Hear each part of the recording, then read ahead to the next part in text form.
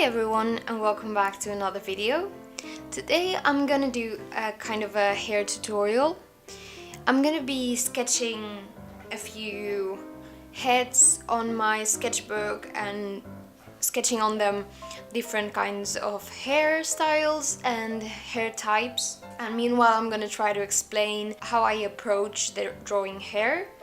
And I've thought about doing this tutorial because I've got compliments on how I draw hair. I think that my trick for drawing hair so well is because I do enjoy it so much that I want to try things and I want to just experiment with it. I just want to show you a few things you should take into account to actually draw hair properly. So let's start with it.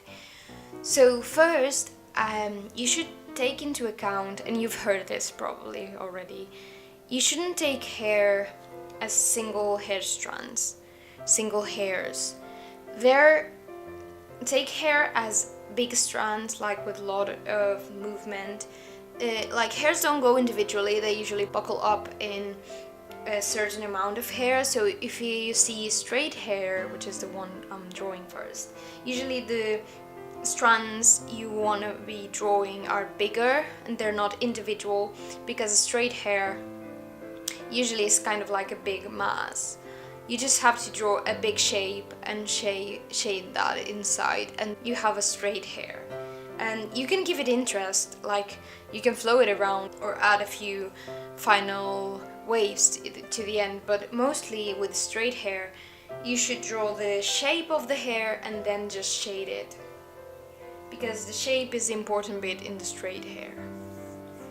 You should highly take into account the shape of the head, and that's why I'm starting with drawing heads and not starting with the hair. You have to take into account the skull's shape.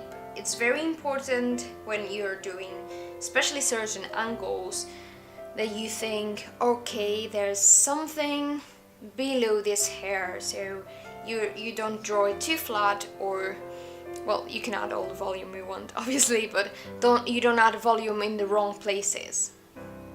So for example, if you want to add volume to a hair, it depends on the hairstyle, but usually will be on the top of the head, in the top back of the head.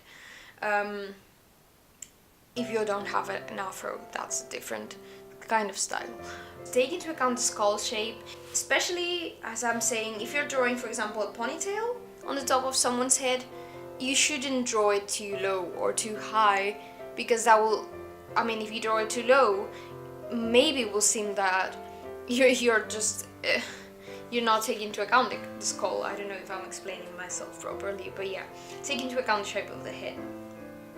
Then again, a trick I have to make hair look better is to add hair strands, individual hair strands at the end, but not draw them individually, as I was saying. But when you finish the hairstyle, follow the shape of the hair strands you've drawn and add a few lines to simulate a bit of a messy hair. And no one likes a messy hair in real life, but in drawings it just seems much better if you have a bit of a messy hair, like a bit of messy hairs laying around, kind of like baby hairs around, because this just gives it a bit of more of a realistic feeling. Not like, for example, with Disney princesses, they always have that perfect hair that doesn't move and doesn't get wet or anything. It's just the perfect hairstyle all the times. With your characters, it's very good to add a few hair strands to make it look a bit more casual, a bit more natural.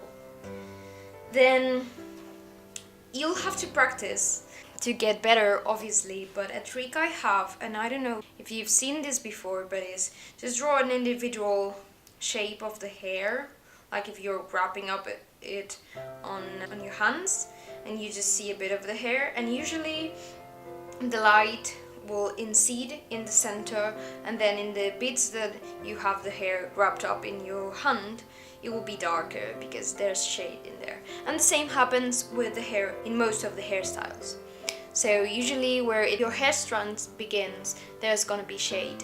And if your light is too strong, the shade is gonna be smaller, and if your light is normal, your shade is gonna be a bit bigger.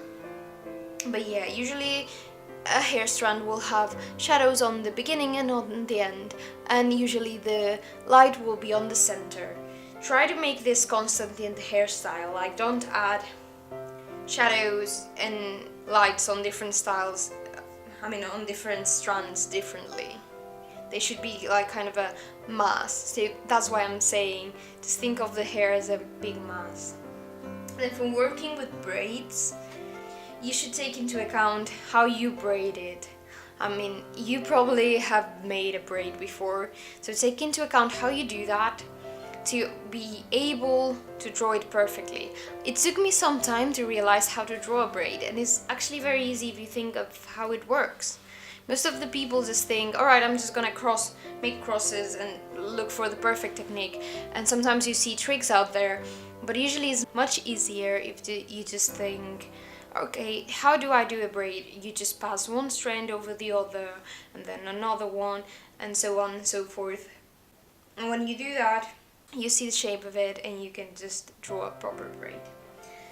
And then for the last bit, I'm gonna be talking about my favorite kind of hair, and that's the curly hair, as mine, and afro hair. And this hair for me is just the most fun to draw. I love drawing all the kinds of styles, but curly hair is just so much fun because you can go crazy with it. Even if it's curly, take into account that usually the curls don't begin in the scalp, they begin later on a bit. Except if your hair is very, very, very curly, but most of the curls, they begin a bit later on. So you want to give it a bit of a wave, but not exactly a curl, just as it starts. Then for afro hair, it's very important to give it a bit of a big shape, because it is a big shape. And my trick here is, as much as I love to draw individual curls, because sometimes I get crazy and I do it, you should just draw the mass of the hair, add the shades where you think you should put them, and then add little curly strands or little lines that indicate curls around, especially where there's more shade, or add a bit more curls or little lines, and where there's more light, almost don't add any lines, and that will create the effect of a very curly big hair, but you don't have to get crazy about it. And also, when you're drawing hair, just remember that not every curl, not every wave or every strand has to be perfect, because just as with real hair, maybe you have a very defined curl, a very beautiful curl, but some others are more diffuse. So don't worry about making each of them individually, clearly and beautifully, because that might even give it a bit of an unrealistic feel. So just try to do a bit of a mix some very defined curls with a bit more undefined bits and things like that.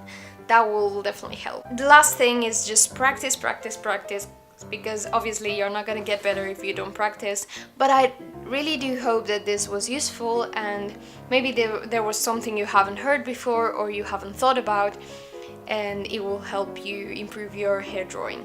So thank you so much for watching. I'll see you next Friday. Bye!